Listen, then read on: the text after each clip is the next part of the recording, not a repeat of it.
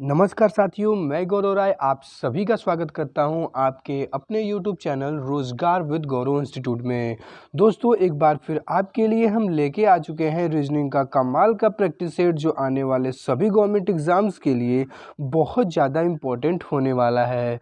दोस्तों, अगर आप किसी भी गवर्नमेंट एग्ज़ाम की तैयारी करते हैं जिसमें रीजनिंग आता है तो ये प्रैक्टिस सेट बहुत ज़्यादा इम्पोर्टेंट होने वाला है, क्योंकि इस प्रैक्टिस सेट में हम प्रीवियस ईयर के most important type top 10 most repeated type question लेके आते हैं। और ये जो है आपका प्रैक्टिस सेट नंबर 7 है। इस प्रैक्टिस सेट से पहले मैंने इस चैनल पे ऑलरेडी 6 प्रैक्टिस सेट प्रोवाइड करा दिया है।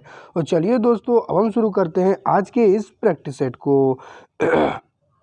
तो ये रहा आज का पहला सवाल।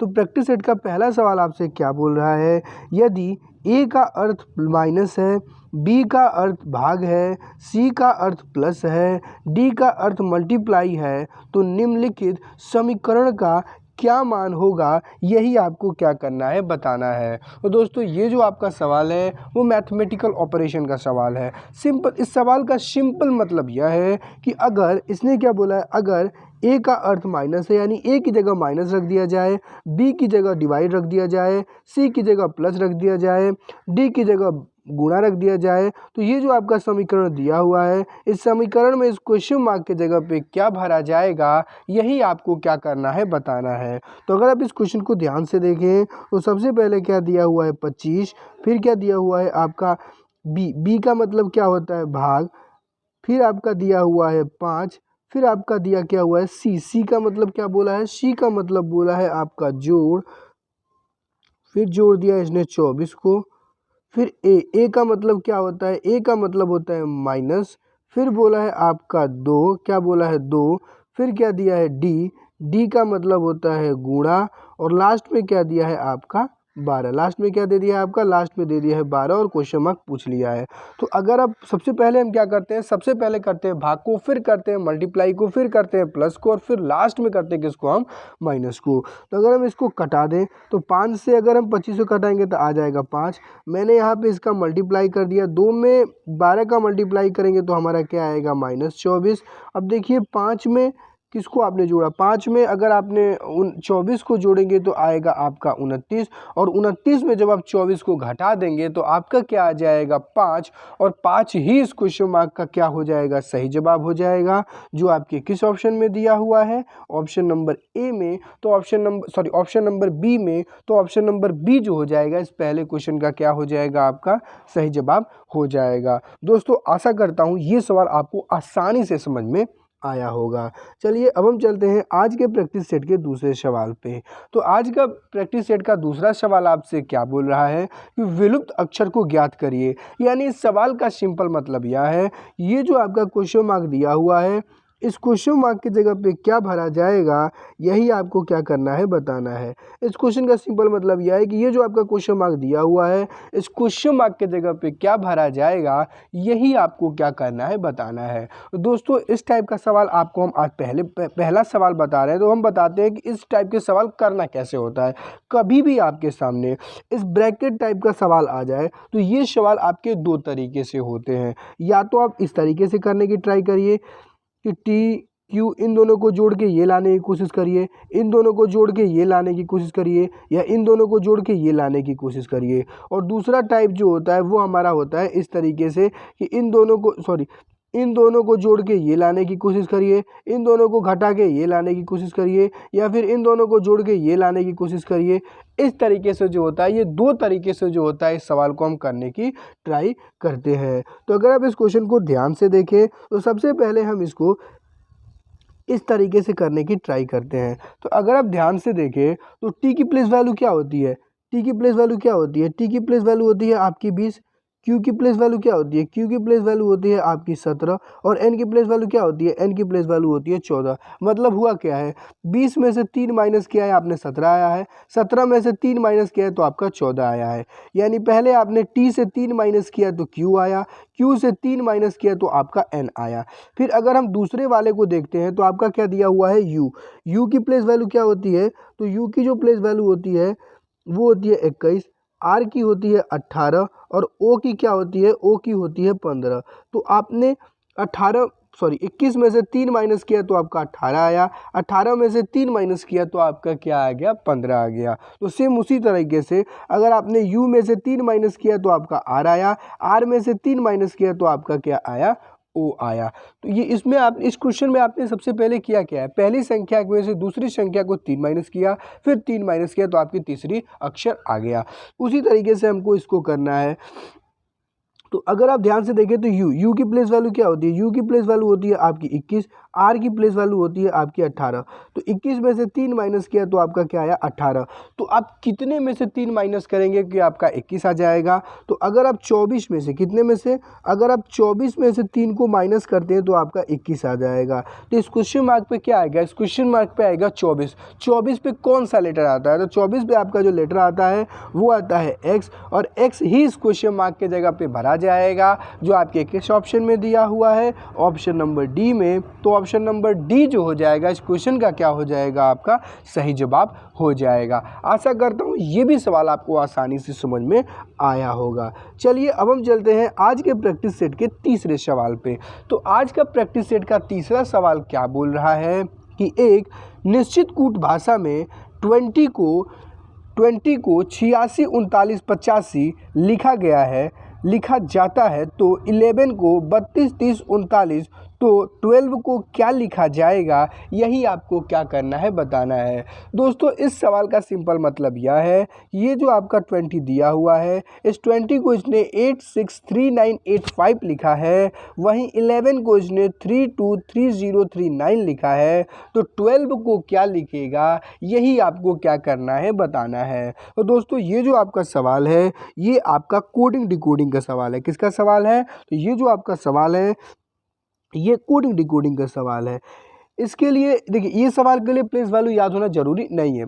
आप पूछेंगे क्यों, क्योंकि प्लेस वैल्यू तो कोडिंग डिकोडिंग में बहुत जरूरी होता है। देखिए इस क्वेश्चन को ध्यान से देखिए, यहाँ पे क्या दिया हुआ है, यहाँ पे दिया हुआ है TWENTY और यहाँ पे आपका दिया हुआ है 8863985। सेम उसी प्रकार से आपको दिया हुआ है ELEVEN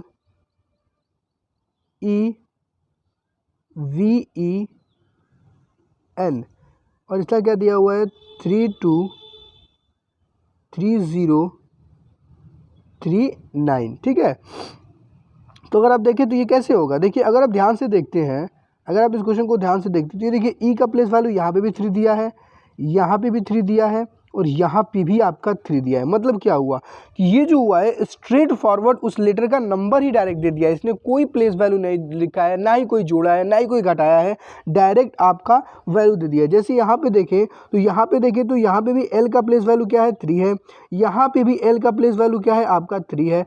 मतलब क्या हुआ, नथिंग विल बी चेंज, कुछ भी चेंज इसमें नहीं है, सेम टू सेम इसने जो है वो लिख के आपको दे दिया है। तो आपसे पूछा किसका है, आपसे पूछा है 12 का। अब देखिए इसमें सारे करने की भी ज़रूरत नहीं पड़ेगी, पूछिए क्यों। अगर देखिए 12 में तो ये देखिए तीसरे नंबर पे 3 दिया है, कहाँ पे दिया है आपका, ये देखिए तीसरे नंबर पे ई दिया है और कहाँ दिया है, छठे नंबर पे ई दिया है। अब ऑप्शन में आप चेक करिए किसमें तीसरे नंबर पे 3 दिया है और छठे नंबर पे 3 दिया है। देखिए यहाँ पे तीसरे नंबर पे 3 दिया है लेकिन छठे नंबर पे 0 दिया है, तो ये तो आपका ऑप्शन गलत हो गया। यहाँ पे आपका तीसरे नंबर पे 6 दिया है, तो ये भी ऑप्शन आपका गलत हो गया। फिर अगर आप देखते हैं तो यहाँ पे तीसरे नंबर पे 3 दिया है, छठे नंबर पे 3 दिया है, और यहाँ भी आपका तीसरे नंबर पे 3 दिया है और छठे नंबर पे 3 दिया है। मतलब आपने ऑप्शन से तो 2 ऑप्शन को एलिमिनेट कर दिया, अब आप 2 ऑप्शन में फंस गए। तो अब आप इसे कैसे करेंगे, अब देखिए TWELV और E, आपने यहाँ से T का प्लेस वैल्यू क्या पढ़ा है, T का प्लेस वैल्यू होता है आपका 8। यहाँ से देखिए T का प्लेस वैल्यू 8 दिया है ना, T का क्या हो जाएगा 8। फिर W का देखिए W का क्या दिया है, W का आपका 6 दिया है। फिर E का आपका क्या दिया है 3 दिया है। फिर अगर आप L की चेक करते हैं, किसकी चेक करते हैं L की, तो L का आपका दिया है 2। फिर आप V की चेक करते हैं तो V आपका होता है, V का दिया है इसने 0, और N इसका E का पूछा है, तो E का प्लेस वैल्यू क्या है, E का प्लेस वैल्यू है 3। तो 86 3203 जो हो जाएगा इस क्वेश्चन का सही जवाब हो जाएगा, जो आपके किस ऑप्शन में दिया हुआ है, ऑप्शन नंबर डी में। तो ऑप्शन नंबर डी जो हो जाएगा इस क्वेश्चन का क्या हो जाएगा, आपका सही जवाब हो जाएगा। दोस्तों आशा करता हूँ ये भी सवाल आपको आसानी से समझ में आया होगा। एक बार फिर आपको मैं बता दूं कि अगर कोई भी सवाल आपको समझ में ना आए तो उस क्वेश्चन नंबर और क्वेश्चन का स्क्रीनशॉट जो है हमारे ईमेल पे सेंड कर सकते हैं, या फिर वो क्वेश्चन नंबर हमारे कमेंट सेक्शन में बता सकते हैं, जिससे आपको अगला वीडियो जब हम लेके आएंगे तो पहले उस क्वेश्चन को समझाएंगे, उसके बाद हम आगे का वीडियो शुरू करेंगे। चलिए अब हम चलते हैं आज के प्रैक्टिस सेट के चौथे सवाल पे।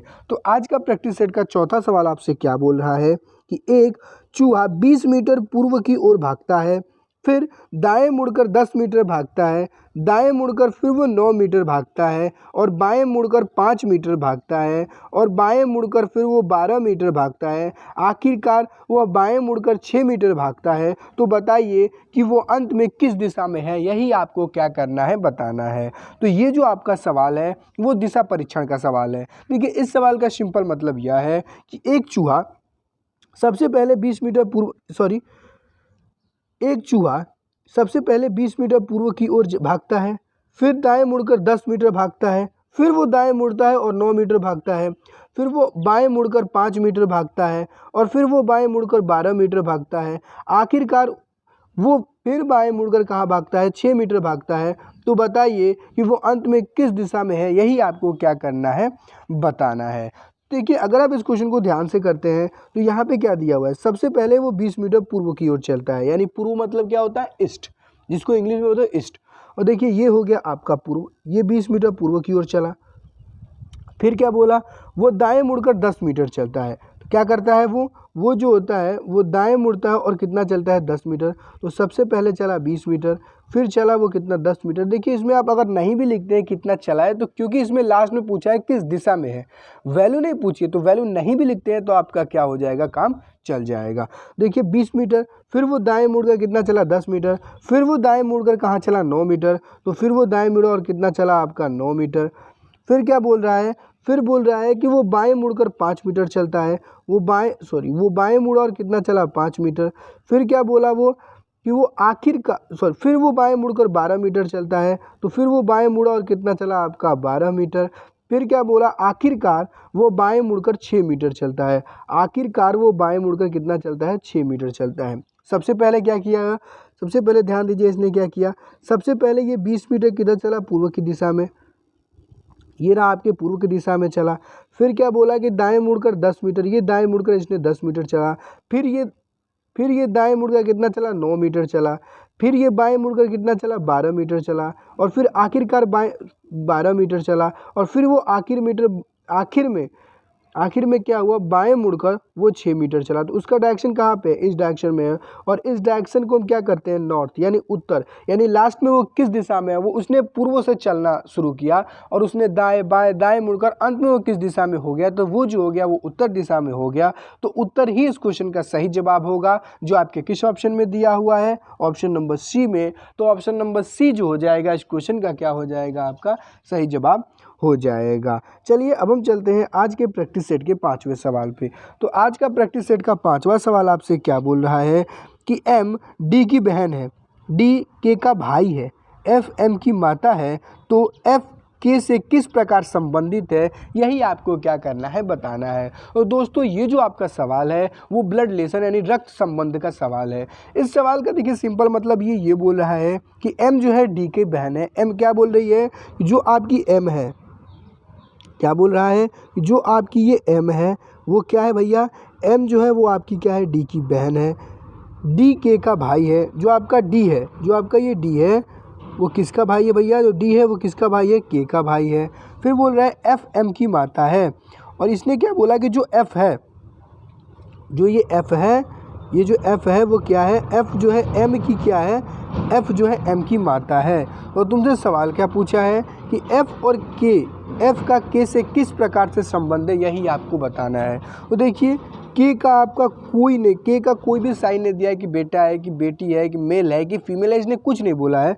और एफ, देखिए एफ की ये तीनों क्या है, बेटे या बेटी कुछ भी हो सकते हैं, क्योंकि ये तो बेटी है, ये बेटा है और ये क्या हो सकता है, बेटा और बेटी दोनों हो सकता है। तो जो एफ और के का संबंध जो हो जाएगा वो किसका हो जाएगा, बेटा और बेटी का हो जाएगा, जो आपके किस ऑप्शन में दिया हुआ है, ऑप्शन नंबर डी में। तो ऑप्शन नंबर डी जो हो जाएगा इस क्वेश्चन का क्या हो जाएगा, सही जवाब हो जाएगा। मैंने आपको 5 सवाल करा दिए, आपको आशा करता हूँ पाँचों सवाल आसानी से समझ में आए होंगे। चलिए अब हम चलते हैं आज के प्रैक्टिस सेट के अगले सवाल पे। तो आज का प्रैक्टिस सेट का छठा सवाल आपसे क्या बोल रहा है कि 4 संख्या का एक समूह दिया गया है जिसमें से 3 संख्या समान है और एक सबसे अलग है, सबसे अलग वाले को चुने। यानी ये जो सवाल आपसे क्या बोल रहा है, ये सवाल आपसे बोल रहा है कि आपको 4 ऑप्शन दिए गए हैं, 4 में से 3 ऑप्शन जो है वो समान है, एक जो है वो सबसे अलग है और वही हो जाएगा क्वेश्चन का सही जवाब। तो देखिए आप खोजिए कि किस प्रकार से 4 ऑप्शन समान है और एक जो है सबसे अलग है।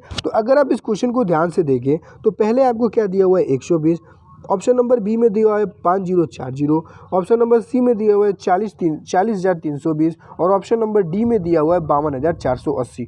तो अगर आपको फैक्टोरियल याद होगा, जिस बच्चे को फैक्टोरियल याद होगा वो सवाल अब तक कर लिया होगा। देखिए कैसे, अगर आप ऑप्शन नंबर ए को देखते हैं तो अगर आप 5 का फैक्टोरियल निकालते हैं तो 5 का फैक्टोरियल क्या होता है 120। आपको याद होगा क्लास 10th में पढ़ाया गया था फैक्टोरियल, n ब्रैकेट में n(n-1). उसी तरह से 5 का फैक्टोरियल जो होता है वो 120 होता है। फिर अगर आप ध्यान से देखें तो 7 का फैक्टोरियल जो होता है वो कितना होता है आपका 5040, ठीक है। क्या होता है फैक्टोरियल 7 का जो होता है वो 5040 होता है। फिर अगर आप ध्यान से देखें तो जो आपका 8 का फैक्टोरियल होता है वो होता है आपका 40,320।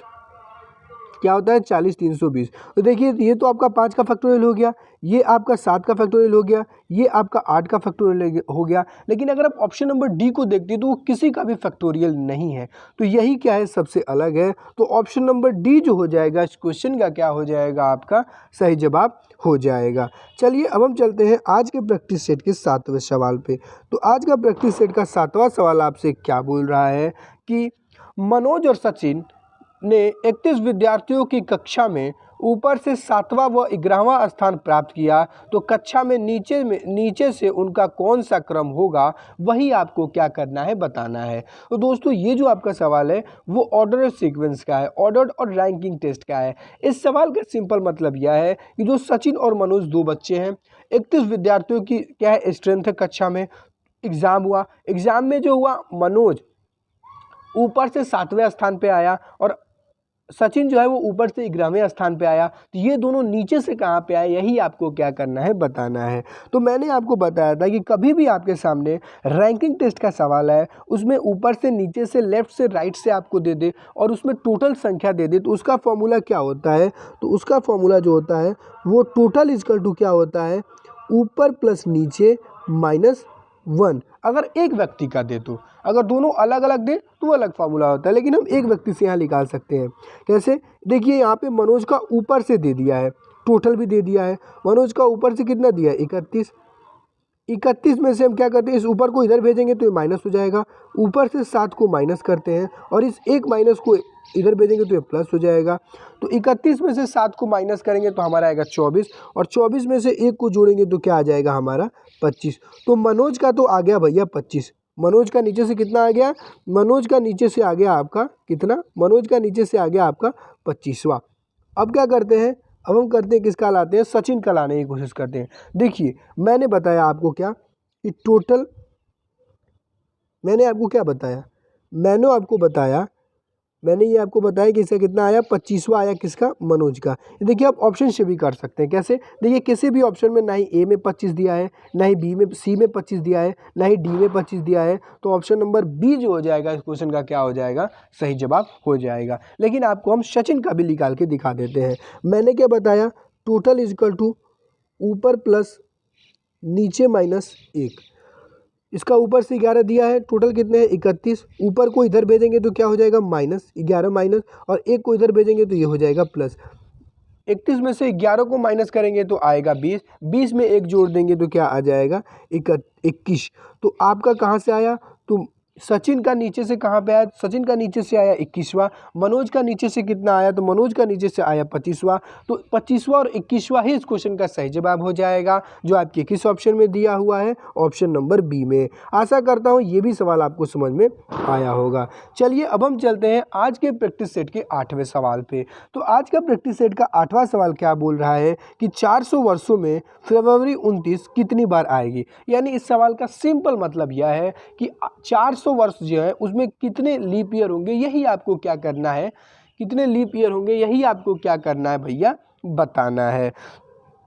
तो बहुत सारे बच्चे क्या करेंगे, सीधा इसको क्या करेंगे, क्योंकि लीप ईयर का फॉर्मूला क्या होता है कि उस संख्या को 4 से डिवाइड कर दो। तो ये क्या करेंगे, 400 को 4 से डिवाइड कर देंगे, आपका 100 आ जाएगा और ऑप्शन नंबर बी मार के आ जाएंगे। लेकिन ये बिल्कुल गलत जवाब है, एक बार फिर बता दो, बिल्कुल ही गलत जवाब है। अगर आप 100 मार के आएंगे तो आपका माइनस भी आधा नंबर 1 नंबर हो जाएगा एसएससी में, और आप एक सवाल भी आपका गलत हो जाएगा, वो भी काफ़ी आसान सवाल, और आपका ये 1 नंबर लेके चला भी जाएगा। देखिए इसको कैसे करते हैं, इसने बोला है कि 400 वर्षों में कितने लीप ईयर आएंगे। तो आप सबसे पहले क्या करते हैं, 400 को आप 4 से डिवाइड करते हैं तो क्या आएगा, 100। एक बात याद रखना, जितने भी सेंचुरीज ईयर होते हैं, जैसे 100 हुए, 200 हुए, 300 हुए, 400 हुए, 500 हुए, 600 हुए, 2000 हुए, 4000 हुए, 6000 हुए, 8000 हुए, ये जो सेंचुरी ईयर होते हैं, जो संख्या 400 से डिवाइड होती है वो संख्या लीप ईयर होती है, लेकिन जो संख्या 400 से डिवाइड नहीं होती वो संख्या लीप ईयर नहीं होती है। तो अगर आप देखें 400 में, तो एक तो आया सेंचुरी ईयर 100, एक आया सेंचुरी ईयर 200, एक आया सेंचुरी ईयर 300, और एक आया सेंचुरी ईयर कितना, एक आया सेंचुरी ईयर 400। तो अगर आप ध्यान से देखें तो जो 100 होता है वो 400 से डिवाइड नहीं होता है, तो ये आपका लीप ईयर नहीं हुआ। 200 जो होता है वो 100 से डिवाइड नहीं होता है, ये लीप ईयर नहीं हुआ। और 300 भी 400 से डिवाइड नहीं होता है, तो ये भी आपका लीप ईयर नहीं हुआ। लेकिन 100 4 से डिवाइड होता है, 200 4 से डिवाइड होता है, 300 4 से डिवाइड होता है। तो यानी ये तो लीप ईयर में जो आपने 400 को 4 से डिवाइड किया होगा तो वो तो उसमें आया होगा, लेकिन ये तीनों 400 से डिवाइड नहीं होते, तो ये तुम्हारे लीप ईयर नहीं हुए। तो क्या होंगे, लेकिन 400 से डिवाइड होगा तो ये तुम्हारा लीप ईयर होगा। तो 97 में आप क्या करेंगे, 100 200 और 300 3 माइनस कर देंगे, तो आपका क्या आ जाएगा, आपका 97। तो 97 ही इस क्वेश्चन का सही जवाब हो जाएगा, जो आपके किस ऑप्शन में दिया हुआ है, ऑप्शन नंबर ए में। आशा करता हूँ ये सवाल आप कभी भी गलत नहीं करेंगे। चलिए अब हम चलते हैं आज के प्रैक्टिस सेट के 9वें सवाल पे। तो आज का प्रैक्टिस सेट का 9वां सवाल आपसे क्या बोल रहा है? 9वां सवाल आपसे सिंपल ये बोल रहा है कि नीचे दिए गए प्रश्नों में संबंधित शब्दों को चुनिए। यानी ये जो आपका सवाल है यह एनालॉजी का सवाल है। नंबर एनालॉजी का सवाल आपसे क्या बोल रहा है? इस सवाल का सिंपली मतलब यह होता है कि जिस प्रकार से 1 का संबंध 8 से है, सेम उसी प्रकार से 27 का संबंध किससे होगा, यही आपको क्या करना होता है, यही आपको क्या करना होता है, बताना होता है। अब देखिए, जब भी मैंने आपको बताया था कि जब भी आपके सामने एनालॉजी का सवाल आए तो आप क्या करिए, पहले 2 शब्दों में संबंध बनाने की कोशिश करिए। जिस प्रकार से पहले 2 शब्दों में संबंध बनेंगे, सेम उसी प्रकार से क्या हो जाएंगे, ये 2 आखिरी 2 शब्दों में संबंध बन जाएंगे। तो अगर आप ध्यान से देखें, तो अगर आप 1 में 7 को जोड़ते हैं तो आपका क्या आ जाएगा, 8 आ जाएगा, जो आपका यहाँ पे दिया हुआ है। सेम उसी प्रकार से जब 27 में 7 को जोड़ते हैं तो आपका क्या आएगा, 34।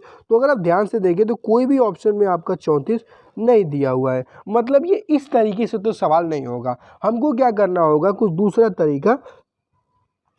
तरीका सोचना होगा। तो अगर आप इस क्वेश्चन को थोड़ी सी ध्यान से देखें, तो अगर आप 1 का क्यूब करते हैं तो क्या आएगा, 1। अगर आप 2 का क्यूब करते हैं प्लस 1 करके तो क्या आएगा, 8। तो पहले आपने 1 का क्यूब किया, फिर आपने एक अगली संख्या 2 का क्यूब किया। फिर अगर आप ध्यान से देखते हैं तो अगर आप 3 का क्यूब करते हैं तो क्या आ जाएगा, 27। उससे उसी प्रकार से एक संख्या बढ़ा के अगर आप 4 का क्यूब करते हैं तो क्या आ जाएगा, 64। और 64 ही इस क्वेश्चन मार्क के जगह पे भरा जाएगा, जो आपके किस ऑप्शन में दिया हुआ है, ऑप्शन नंबर ए में। तो ऑप्शन नंबर ए जो हो जाएगा इस क्वेश्चन का क्या हो जाएगा, आपका सही जवाब हो जाएगा। चलिए अब हम चलते हैं आज के प्रैक्टिस सेट के आखिरी सवाल पे।